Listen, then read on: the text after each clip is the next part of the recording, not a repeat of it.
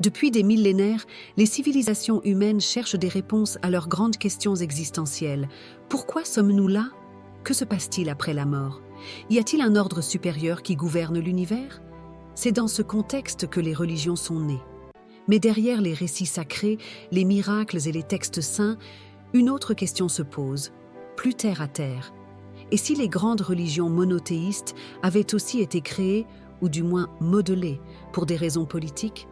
Le monothéisme, c'est la croyance en un Dieu unique.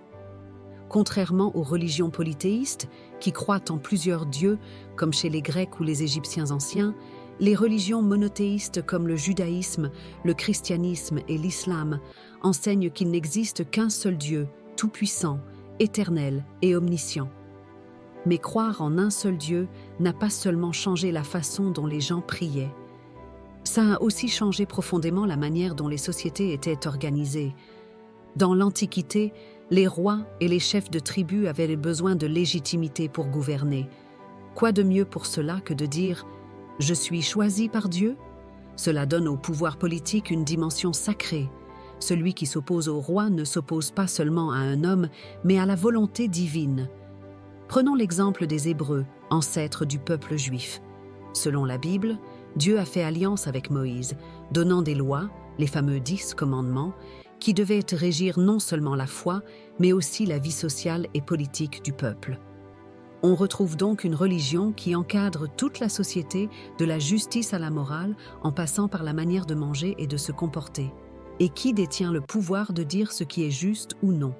Les prêtres, les prophètes, et souvent les rois. À ses débuts, le christianisme était une religion de marginaux, souvent persécutés par l'Empire romain. Mais au IVe siècle, tout change. L'empereur Constantin se convertit au christianisme et en fait la religion officielle de l'Empire. Pourquoi? Parce que cette nouvelle religion, avec son Dieu unique, son message d'ordre, d'obéissance et de paix sociale, est un outil idéal pour unifier un empire immense et divisé. Peu à peu, l'Église chrétienne devient une puissance politique à part entière. Elle possède des terres, collecte des impôts, fait et défait des rois. La foi devient une institution, avec ses règles, ses dogmes, ses tribunaux, comme l'Inquisition. La religion n'est plus seulement une affaire de cœur, c'est un levier de contrôle. De même, l'islam, né au 7e siècle en Arabie, unit dès le départ le spirituel et le politique. Le prophète Mohammed n'est pas seulement un messager de Dieu, il est aussi chef d'État, législateur, stratège militaire. Le Coran n'est pas uniquement un livre de spiritualité, c'est aussi un code de loi qui régit la vie sociale, économique et politique. Après la mort de Mohammed, les califes, ses successeurs, vont bâtir de vastes empires musulmans. Là encore, la religion devient la colonne vertébrale de l'autorité.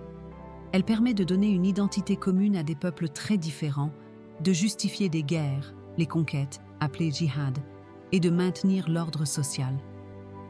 Il serait injuste et simpliste de dire que les religions monothéistes ont été inventées uniquement pour dominer les peuples. Elles répondent avant tout à des quêtes profondes, le besoin de sens, d'espoir, de consolation face à la mort, d'un cadre moral. Beaucoup de croyants vivent leur foi de manière sincère, intime, sans chercher le pouvoir. Mais l'histoire nous montre aussi que les religions n'ont jamais été neutres.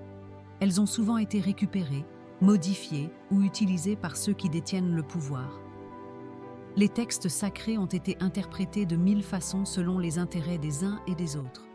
Parfois pour le bien, en appelant à la paix ou à la justice, mais aussi pour justifier des guerres, des exclusions, des oppressions. Même aujourd'hui, la religion reste un outil puissant. Dans certains pays, elle influence les lois, l'éducation, le rôle des femmes ou les choix politiques.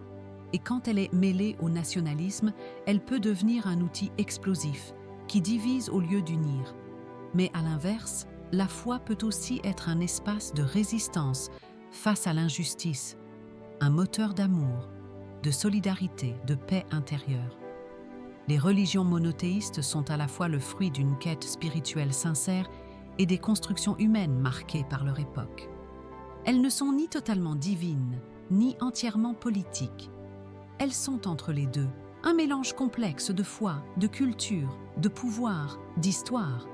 Alors, la vraie question n'est peut-être pas Ont-elles été créées pour dominer?